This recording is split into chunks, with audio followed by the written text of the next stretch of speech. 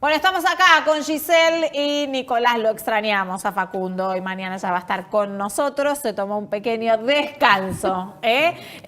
Vamos a enfocarnos principalmente en la situación de los jueces. Yo venía teniendo una postura que discutimos fuera de cámara, me gustaría repetir también aquí el debate, que siempre es nutritivo, acerca de que la situación de 3 jueces que van de un lado para el otro y que toma prácticamente la agenda política no le modifica la vida cotidiana a las personas de a pie. No sé, ustedes... En el corto plazo. Claro. Bertrand Russell hace como 100 años decía que el gran problema de la política era el analfabeto político, el que no tenía ganas de meterse en política, el que no se interesaba por la política, pero porque no veía... Nicolás, no tenés ganas de poner... No, obviamente que no tenés ganas. Necesitas salir a buscar cómo comer. Obviamente que no tenés ganas. El tema es que los que por ahí no tienen hambre, los que sí pueden hacer cosas, que las hagan, que puedan hacerlo, los que están informados, que lo hagan. Porque los que no están pasando hambre, en algún momento podrían llegar a tener otros problemas mientras las instituciones sean mancilladas, avasalladas o irrespetadas o no sean consistentes. Ahora, ¿no? pero ¿te parece realmente un tema, te lo pregunto a vos también, Gise, que tiene que ocupar la agenda política? Sí. Y la agenda del Senado de la Nación, sí, que debería estar legislando por las cuestiones que le pasan cotidianamente a la gente? No es un tema que tendría que haber tratado siquiera el Senado, por una cuestión de reglamentación de cómo se designan los jueces. El Senado ahora me contás eso. Ya aprobó los pliegos. El Senado no tenía por qué meterse. El Senado tiene otros problemas ahora. Vamos a ir ahora a toda la parte técnica, porque por supuesto está en la agenda política y no podemos dejar pasarlo, aunque yo lo resisto un poco, porque para mí no es un tema que le modifica esta situación del país y del mundo a la gente. Creo que hay otras prioridades. Pero bueno, me gustaría también conocer es como tu hablar de situación. lo urgente y lo importante. Digamos, la urgencia hoy tiene que ver con darle a la gente un trabajo o una asistencia para que pueda comer, pero el otro es importante porque, coincido con Nico, es una cuestión de fondo y hace a un país con división de poderes, o una república. Si hoy no vemos esto, el día de mañana nos vamos a quedar con un poder ejecutivo de cualquier, porque si se hace ahora se puede hacer después con otro partido, porque siempre hay una tentación del Poder Ejecutivo de controlar a la justicia, pero la división de poderes tiene que existir. Y la realidad es que un pueblo sin justicia es difícil que se pueda mirar para adelante, que tenga confianza y que podamos recuperarnos como país, como democracia. Entonces me parece que una cosa no quita la otra. El tema es cuando se meten... el tema es cuando suplanta la otra. Claro, o el tema es cuando se mete, esto lo genera el oficialismo. Por eso digo, no es que es la agenda de la oposición para, cargar contra Cristina Kirchner, desde ese lugar o desde la justicia cuando no importa a nadie. No, la agenda la está marcando claramente el Poder Ejecutivo a través de Cristina Kirchner desde el Senado y, por supuesto, la oposición no puede también al tema. Nico, me gustaría que me cuentes qué sucede en Comodoro Pi, así entendemos un poco todos. Primero fue demasiado obvio lo que pasó en el Senado porque eran 10 los jueces cuestionados por sus traslados y se resolvieron solamente los 3 que manejaban causas que tocaban a Cristina Fernández de Kirchner. Estamos hablando de los ahora ex camaristas Bruglia y Bertuzzi y del juez del Tribunal Oral, Castelli.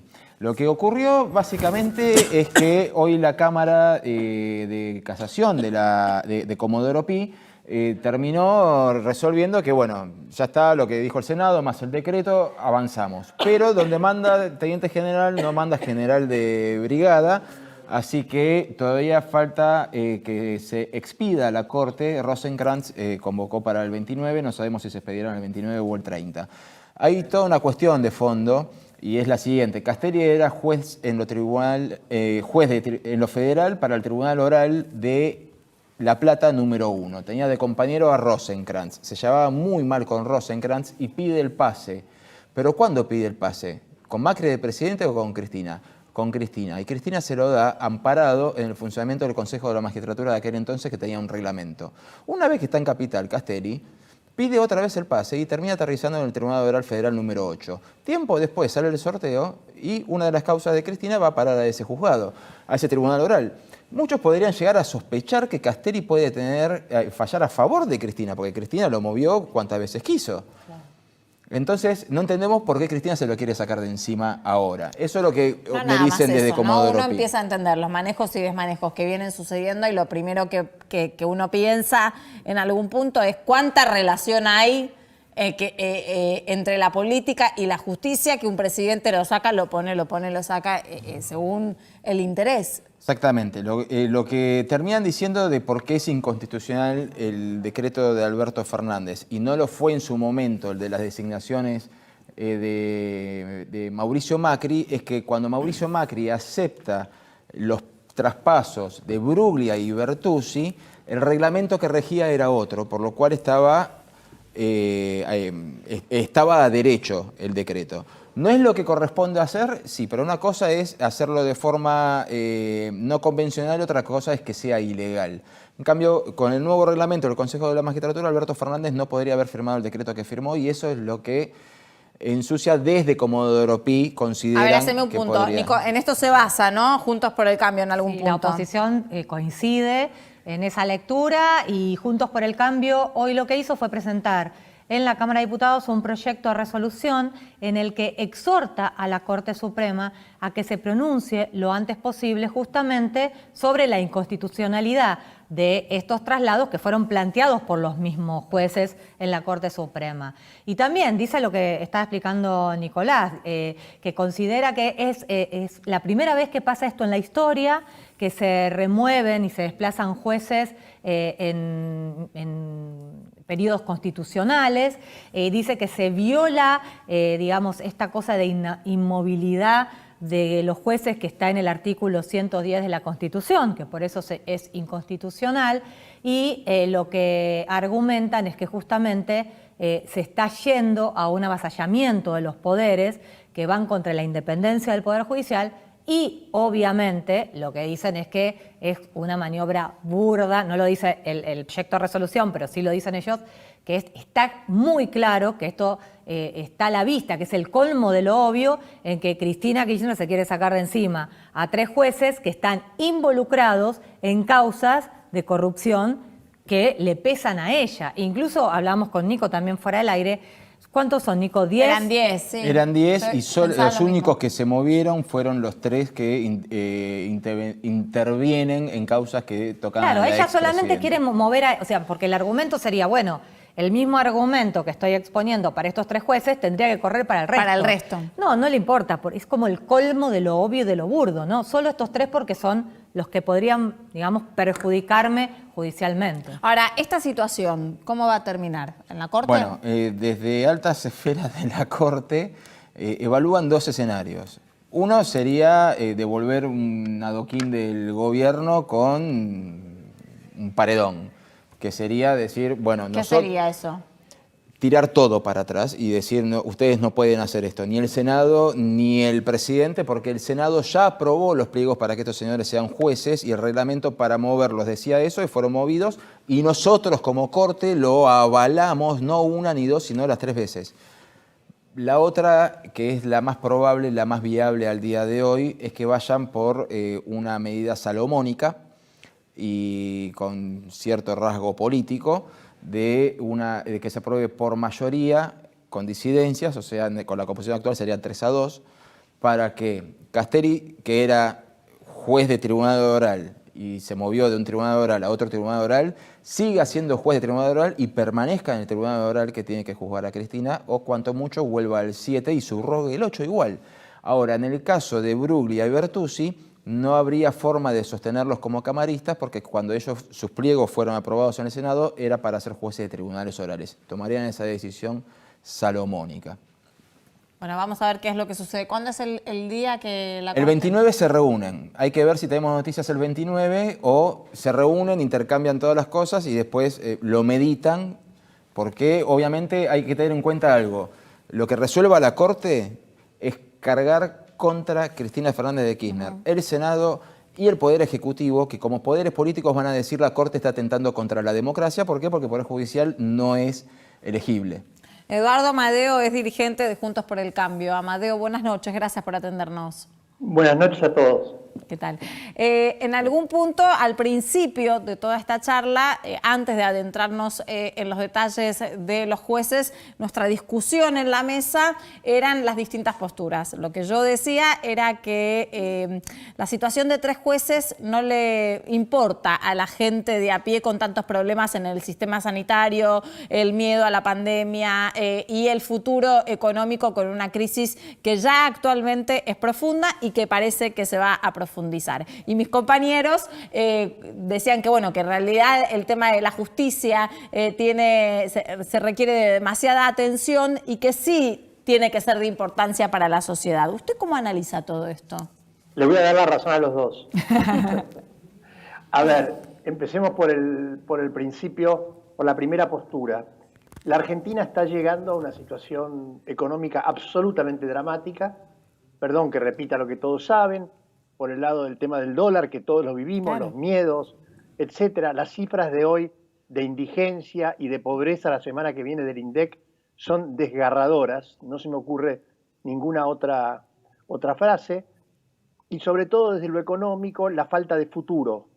O sea, seguramente ustedes, yo hablo todo el tiempo con gente y no con los enormes empresarios, con un tipo que tiene un taller, uno que se tiene que comprar un tractor, uno que tiene un negocio, y todos no saben qué va a ser de su futuro mañana.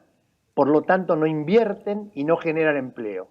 Ahora, con respecto al tema de la justicia en general, todos coincidimos que esto es horrible en términos de la ruptura de los lazos fundamentales de una sociedad.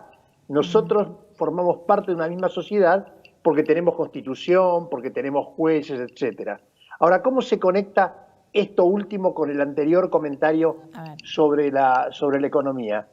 Absolutamente se conectan, porque aunque no sea especialista nadie, la gente lee las señales y eso le da más miedo todavía respecto del futuro. Yo cuento un cuento, hace un tiempo hablé con una señora que me escribió que tiene un maxiquiosco grande acá en Pacheco, donde yo vivo, y que quería cambiar la heladera, lo cual le costaba $3.000 de los 5.000 que eran todo su capital. Me dijo: Eduardo, ni pienso, no voy a cambiar la heladera. Y toda la explicación fue la que ustedes dan. O sea, voy a cambiar la heladera cuando no vamos a tener justicia, cuando no sé qué va a pasar con los juicios que puedo tener. Entonces, una cosa alimenta a la otra. La ruptura de los lazos jurídicos básicos nos deja sin futuro. Y la falta de futuro nos deja sin empleo y sin inversión. Pero yo le redoblo la apuesta, Amadeo, porque en algún punto esa mujer no puede cambiar su heladera precisamente porque la dirigencia política no se ocupa de sus problemas, se ocupa de las disputas políticas, se ocupa de si cambia un juez o a otro juez que después le determine a favor de ellos en los diferentes fallos, que después de 4 años no se sabe si van a seguir o lo van a trasladar del lugar. Es por eso que la gente también no tiene credibilidad, porque no piensa que la política le soluciona problemas. A ver, por un lado yo veo cada vez más aparecer la desazón, el miedo al futuro y por lo tanto la preocupación por qué está haciendo la política con nosotros, ¿no? Por nosotros.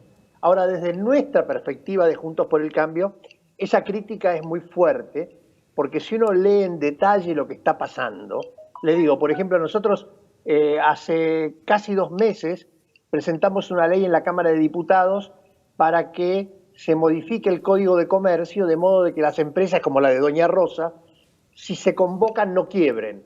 Les tiramos los plazos, etcétera, etcétera.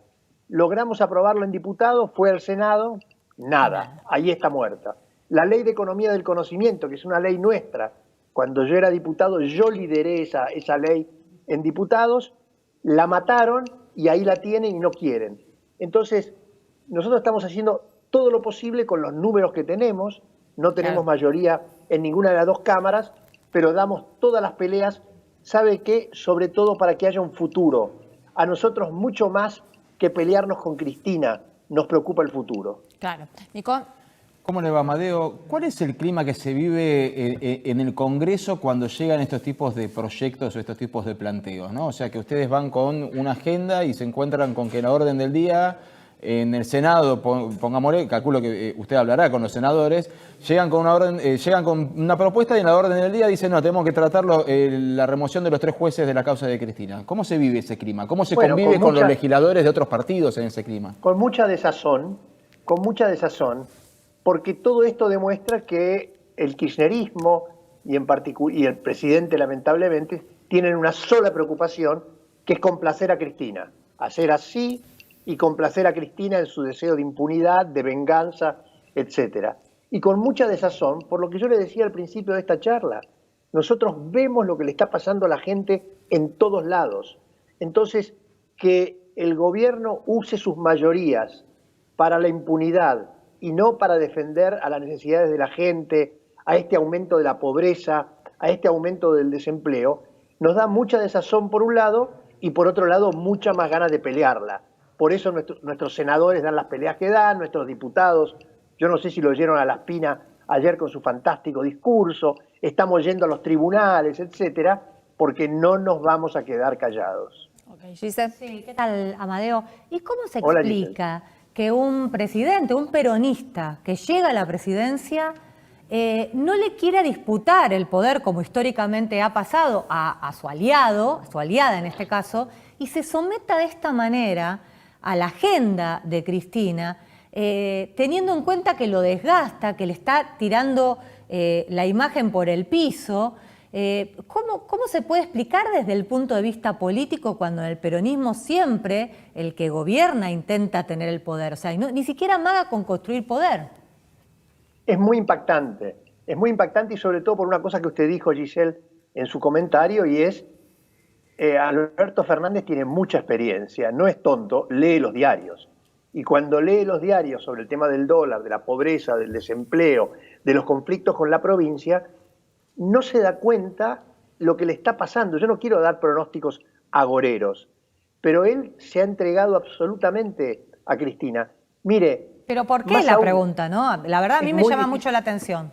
Es muy difícil de entender, bueno, porque él sabe que Cristina no es lo que se diría genéricamente una buena persona.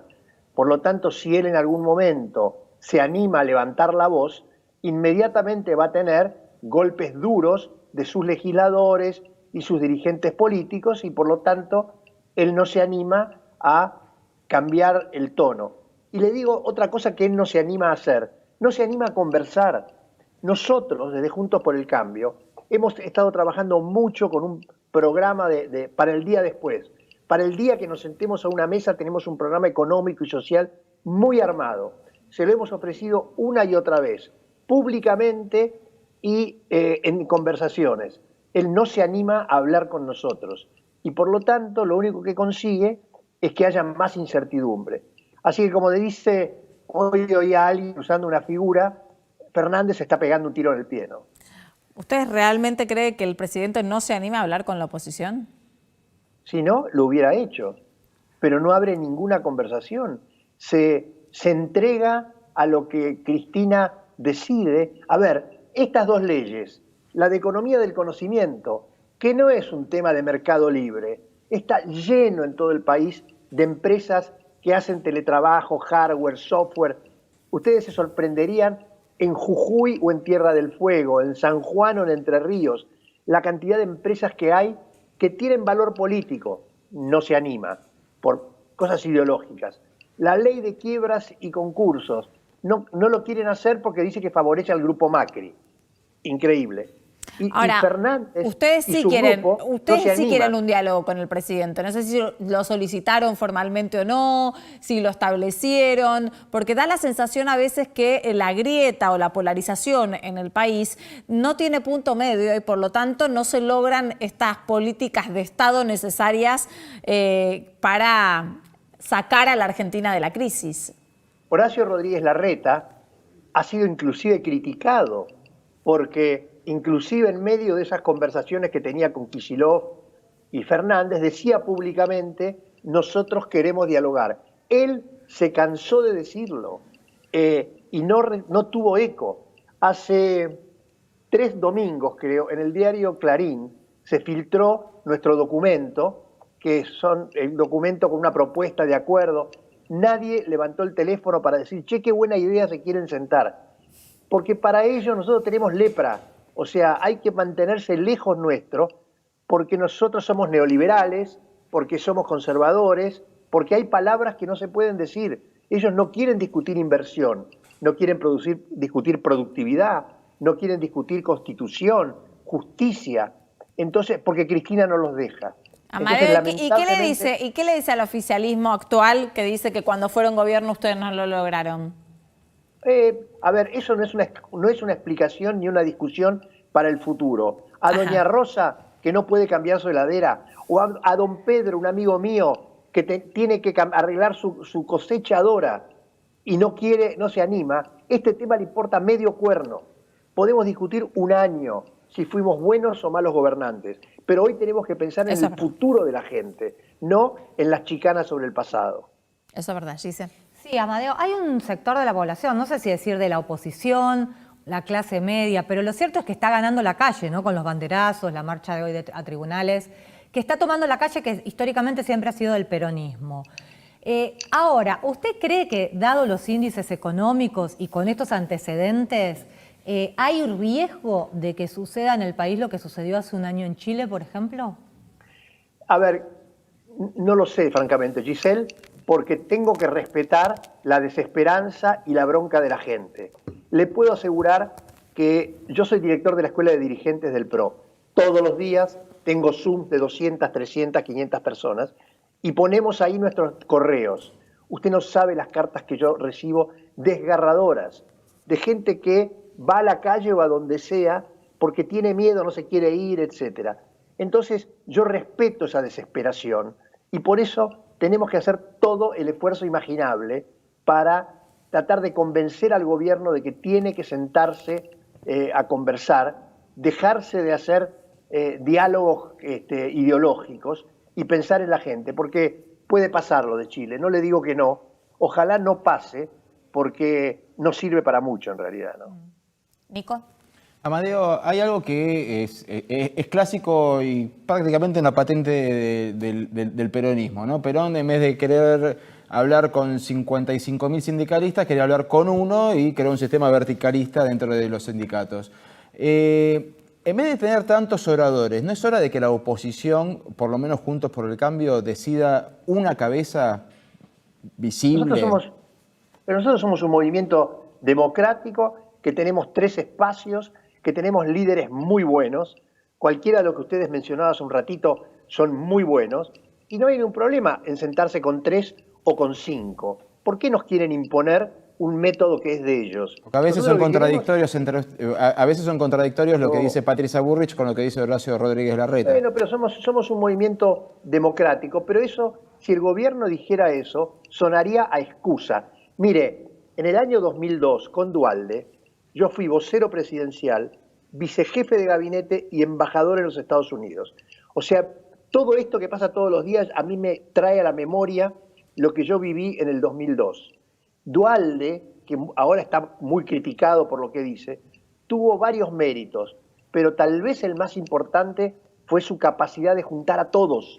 Les dio ministerios a los radicales, le dio espacios a todos, hablaba con todo el mundo, hablaba con la iglesia, mientras Jorge Remes primero y Roberto Labaña después iban llevando la economía que finalmente levantó como levantó. ¿Y qué hacía Duhalde?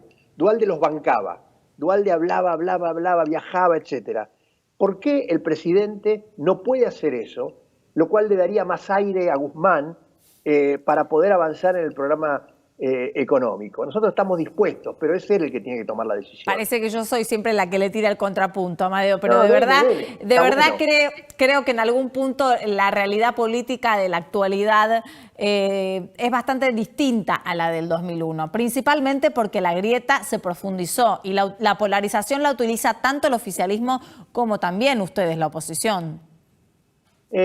Para eso está el presidente. ¿Usted cree? Pero el presidente es parte de la grieta. ¿Usted no cree que el presidente es parte de la grieta? Bueno, pero el presidente es el que tiene que tomar la decisión de salvar al país. O sea, y cuando digo salvar al país, lo digo con plena conciencia. Digo el dólar a 140 pesos, el desempleo al 13%, la pobreza al 45%. Hay que salvar al país, dejarse de jueguitos ideológicos. Por eso insisto que yo, habiendo vivido tan intensamente el 2002, todavía le saco el sombrero a Duhalde. Acuérdese, perdón por una anécdota. No, por favor, me encantan. Mi despacho, como vocero presidencial, daba la Plaza de Mayo. Llegó un momento en que tuve ganas de poner algún cartón en el vidrio porque no podía trabajar, porque todos los días de 8 de la mañana a 12 de la noche tenía 10 o 20.000 personas protestando en la puerta. Esa era la Argentina. Las manifestaciones contra los bancos, etc. Sin embargo, una clase política de ese momento muy inteligente, muy de respeto con el otro, etc., logró encauzar la situación. Alguien tiene que dar el puntapié inicial. Nosotros estamos dispuestos, pero el que tiene la pelota hoy día es el presidente. A ver. Sí, bueno, yo cuando le digo de una cara visible me refiero a que si usted le cuenta esta misma anécdota a su compañero de bancada, Fernando Iglesias, creo que le diría de todo. Bueno, pero Fernando es uno de 120, o sea, nosotros no funcionamos en los extremos. Y yo lo respeto muchísimo a Fernando, es mi amigo y tiene las hormonas, para no decir otra cosa, para jugarse todo el tiempo. Pero tiene que haber en los movimientos políticos extremos y centros.